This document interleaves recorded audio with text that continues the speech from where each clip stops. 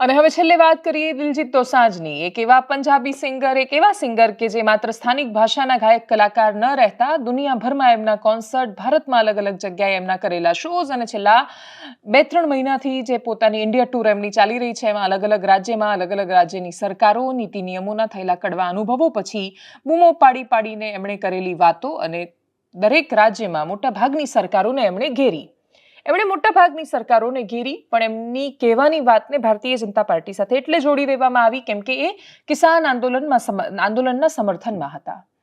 ખેડૂત આંદોલનના સમર્થનમાં રહેલા દરેક વ્યક્તિને ખાલિસ્તાની કહી દેવાની એ વખતે ફેશન ચાલતી હતી. એ વખતે માહોલ પણ એ પ્રકારેનો હતો કે બધાને એવું લાગતું હતું કે આ દેશમાં એક જ ઈશ્વર છે અને 400 પાર તો ભારતીય જનતા પાર્ટીની બેઠકો આવી પણ જવાની છે.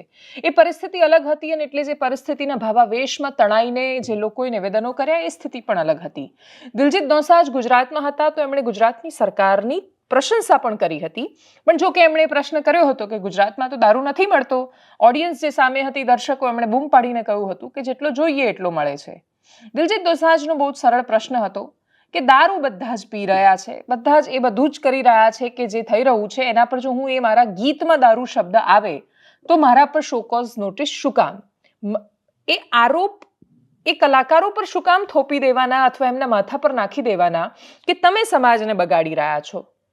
આ બહુ જ લાંબી ચર્ચાનો વિષય છે અને આનું કોઈ એક રીતે કન્ક્લુઝન એટલે નથી કેમ કે કલાકારો કહે છે કે સમાજમાં જે થઈ રહ્યું છે એનું પ્રતિબિંબ અમારા ગીતોમાં છલકાય છે, તો સમાજ કહે છે કે તમારા ગીતોના કારણે સમાજ બગડે છે.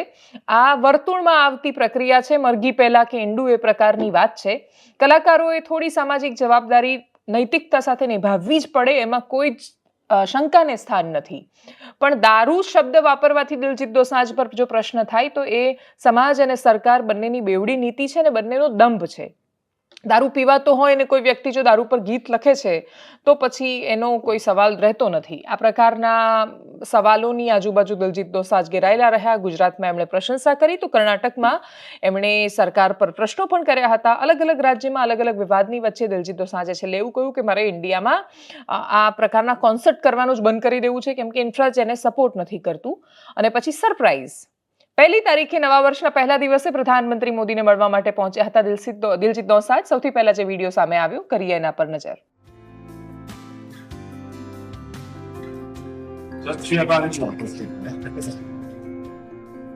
हिंदुस्तान के गांव का एक लड़का जब दुनिया में नाम रोशन करता है तो अच्छा लगता है. आपके परिवार ने अपना नाम दिलजीत रखा तो आप जीतते ही जाते हो लोगों को. हम पढ़ते थे कि मेरा भारत महान. जब मैं भारत घूमा ना जी पूरा तो मेरे को पता चला ये क्यों कहते हैं मेरा भारत महान. सचमुच में भारत की विशालता एक अपना शक्ति है. हम लोग एक वाइब्रेंट सोसाइटी है. भारत में सबसे बड़ा तो जादू जिसको कह लूं तो वो योग.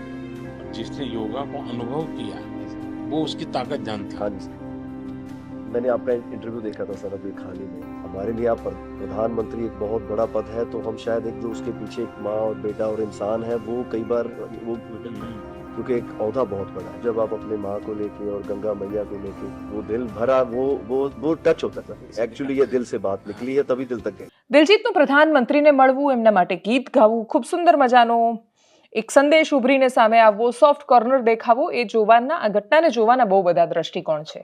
સૌથી મહત્વનું એ છે કે સરકારની અને જે તે સમયે પ્રધાનમંત્રી મોદીની ખુલ્લીને ટીકા કરી હોવા છતાં પ્રધાનમંત્રી મોદી દિલજીત દોસાંજને મળે છે, એની સાથેનો વિડીયો છે, સોશિયલ મીડિયા પર શેર કરે છે અને એ નરમાશ દેખાય છે જે બંનેના વર્તનમાં એકબીજાની સાથે જોવા મળી રહી છે.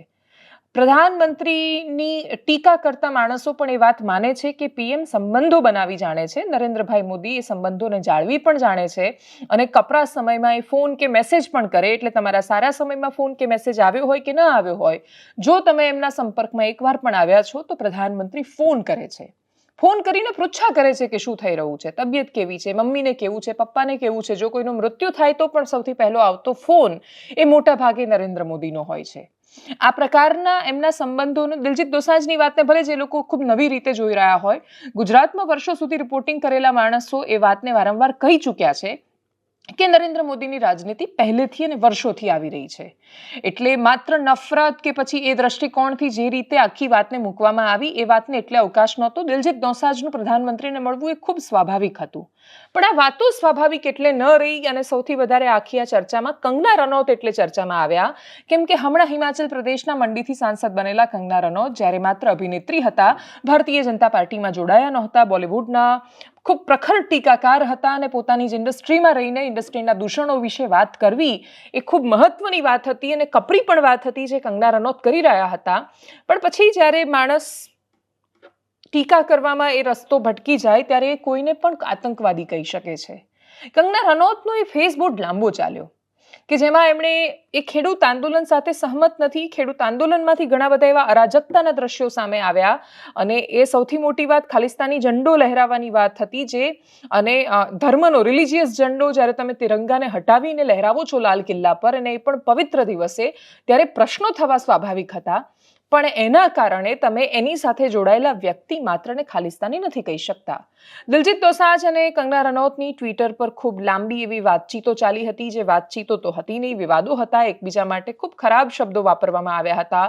કોઈને કોઈનો પાલતુ કહી દેવાનો, દલાલ કહી દેવાનો, એકબીજા માટે પ્રકારના શબ્દો આ બંને કલાકારોએ જાહેર માધ્યમોમાં વાપર્યા, એકબીજા માટેના પબ્લિક સ્ટેટસ મૂક્યા કે જે લોકો માટે ચર્ચાનો વિષય બન્યો. દિલજીત દોસાંઝે પણ કંગના રનૌતને જો કે ખુલીને જવાબો આપ્યા, પણ એ ખુલીને આપેલા જવાબો પછી કંગના રનૌત સાંસદ બન્યા. સાંસદ બનતાની સાથે એમની ફિલ્મ ઇમરજન્સી અટકી ગયેલી છે, એ પોતાની ફિલ્મ પણ નથી પાસ કરાવી શક્યા. એવું ઘણા બધા લોકો કહી રહ્યા છે કે કંગના કદાચ જો સાંસદ ન હોત તો આ વિવાદ એટલો ચગ્યો ન હોત. ક્યાં સુધી વિપક્ષ પર કંગના રનૌત એ વાતનો આરોપ લગાવતું રહેશે કે વિપક્ષના કારણે આ ફિલ્મ પાસ નથી થઈ રહી. સેન્સર બોર્ડ એ કોંગ્રેસ પક્ષ કે પછી બાકીની કોઈ પાર્ટીઓ પોતાના ઘરેથી નથી ચલાવતી. કંગના રનૌતે જે તે સમયે આંદોલન પર ઉભેલી એક સ્ત્રી કે જેને પૈસા લઈને આટલા રૂપિયા લઈને ત્યાં પ્રોટેસ્ટ કરવા માટે બેઠી છે એ પ્રકારની પણ વાતો કરી. ત્યારે પણ દિલજીત દોસાંઝ સાથે એમની ખૂબ ગંભીર ચર્ચાઓ થઈ હતી અને જેમાં એકબીજા પર એ લોકોએ એ ભાષામાં વાત કરી હતી જે આમ તો જાહેર માધ્યમોની ભાષા નથી, પરંતુ છતાંય એમના મનમાં એકબીજા માટે કેટલી ઘૃણા છે ખુલીને સામે આવ્યું હતું.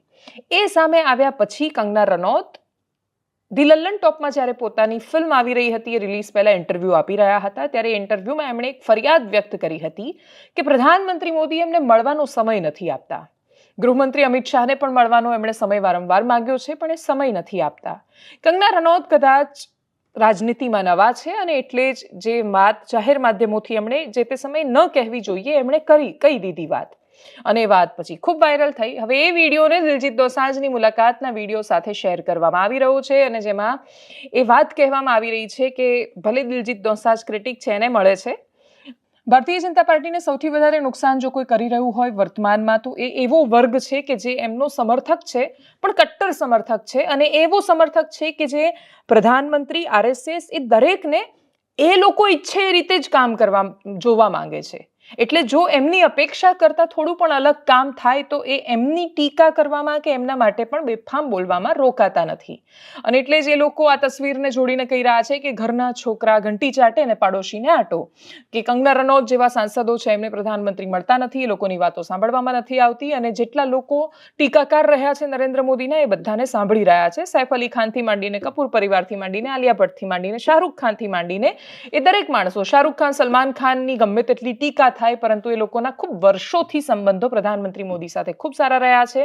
વ્યક્તિગત સંબંધો આમિર ખાન જેવા લોકો સાથેના પણ, એવા કલાકારો સાથેના પણ પ્રધાનમંત્રીના મુલાકાતની એમની તસવીરો સામે આવતી રહી છે અને એટલે જ આ વાતને એ વર્ગ ખૂબ ટીકાની રીતે જોઈ રહ્યો છે, જે લોકો આખી આ વાતને અલગ રીતે મૂકી રહ્યા છે.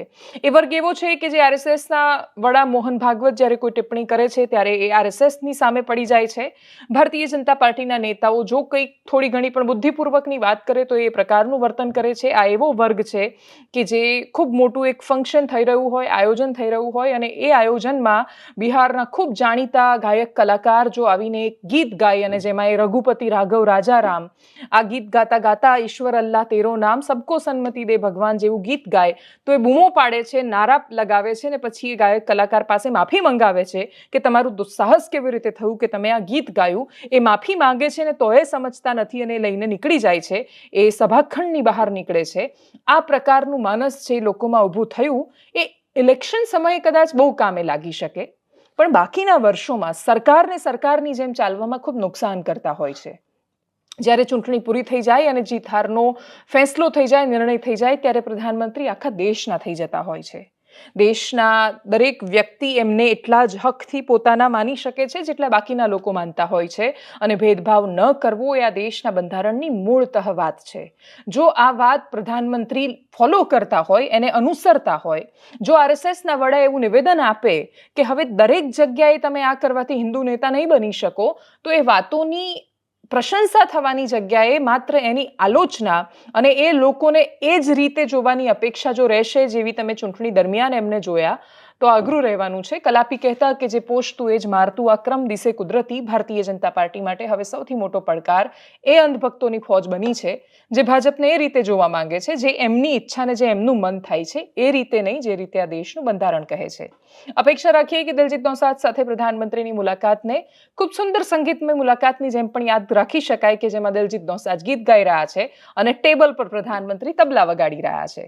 એનાલિસિસમાં અત્યારે બસ આટલું જ. જો આપ અમને યુટ્યુબ પર જોઈ રહ્યા છો તો સબસ્ક્રાઇબ કરો, ફેસબુક પર જોઈ રહ્યા છો તો ફોલો કરો, અમારા વિડીયોને શેર કરો, અને સૌથી મહત્વની વાત, નવા વર્ષમાં નવો સંકલ્પ કરીએ, રસ્તા પર કચરો ન ફેંકીએ. નમસ્કાર.